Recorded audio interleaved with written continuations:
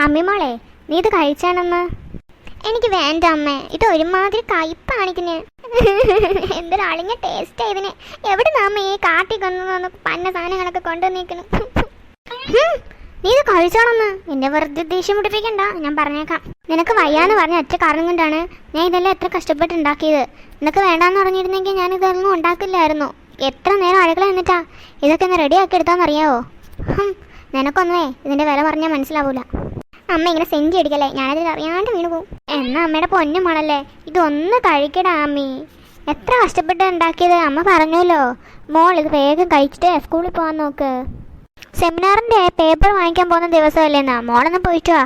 ഇത്രയും ദിവസം സ്കൂളൊന്നും ഇല്ലാണ്ട് വീട്ടിൽ തന്നെ ചടഞ്ഞു കൂടി ഇരിക്കല്ലായിരുന്നു, എവിടെയും പോകാണ്ട്. പിന്നെ വല്ലപ്പോഴൊക്കെ കൂട്ടുകാരോടെ കളിക്കാൻ പോകുന്നല്ലേ ഉള്ളൂ. മോള് പോയിട്ട് വന്നേ. ഭയങ്കര കയ്പാ അമ്മ, ഇത് വേണ്ട. അമ്മ വേറെ എന്തെങ്കിലും ഒന്ന് എടുത്തോണ്ട് വരും പ്ലീസ്. ഒരു പ്ലീസ് ഇല്ല അമ്മി, ഇത് കഴിക്കടാ വേഗം. ശരി കഴിക്കാം, അല്ലാണ്ട് ഇപ്പം ഞാൻ എന്ത് ചെയ്യാനാ.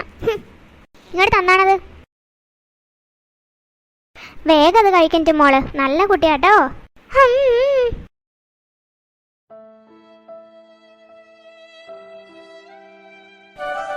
അമ്മേ അമ്മേ ഒന്ന് വേഗം വന്നിട്ട് ഒരു കാര്യം പറയാനുണ്ട്. ഇതായിരുന്നു അമ്മയുടെ നല്ലത് കിട്ടും. എന്താണ് അർജുൻ, എന്തിനാ നീ കിടന്നോണ്ട് അമ്മേ അമ്മയെന്ന് പറഞ്ഞോട് കിടന്ന് വിളിച്ചു പോകുന്നത്? അതെന്താണെന്നോ, അമ്മ എന്നെ കടലോട് വിട്ട എന്തിനാണ് പറയേ? എന്തിനാണെന്ന് നീ മറന്നു പോയിട്ട് അത് ചോദിക്കാനാണോ വന്നത്? ആഹാ കൊള്ളാലോ. പച്ചക്കറി വാങ്ങാൻ പോയിട്ടേ കിറ്റ് എവിടെ? കയ്യില് കിറ്റൊന്നുമില്ലല്ലോ, കൊണ്ട് കളഞ്ഞു നീ?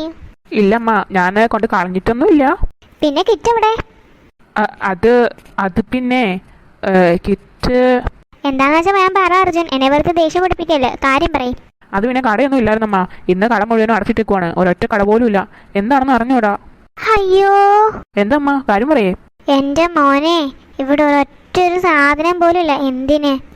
ഒരൊറ്റ പച്ചക്കറി പോലും ഇല്ല. നമ്മളിന്ന് എന്തുകൂട്ടി കഴിക്കും? അപ്പോ അരി വാങ്ങാൻ പോലും ഇല്ല. അരി വാങ്ങാൻ ഞാൻ നിന്നെ പറഞ്ഞു വിടാനാണെങ്കിൽ മറന്നു. അത് പറയാൻ വേണ്ടിയിട്ട് വിളിക്കാനിരുന്നതാണ്. അപ്പോഴത്തേക്ക് വേണം നീ വന്നിട്ട് പറയണേ പച്ചക്കറി കട പോലും ഇല്ലയെന്ന്. ഇന്നപ്പം നമ്മൾ ഇനി എന്ത് ചെയ്യും? ഞാൻ അതാലോചിച്ച് വിഷമിക്കുവാങ്ങ്. അപ്പൊ ഇന്ന് പട്ടിണി തന്നെ പട്ടിണി. ഇനിയിപ്പോൾ ഒന്നും ചെയ്യാനില്ല. ബ്രെഡ് ഇരിപ്പുണ്ട്, ജാമും ഇരിപ്പുണ്ട്. അത് കൂട്ടി തൽക്കാലം ഇന്ന് അങ്ങോട്ട് വിശപ്പടക്കുക. അത് മാത്രമുള്ള ഏക വഴി.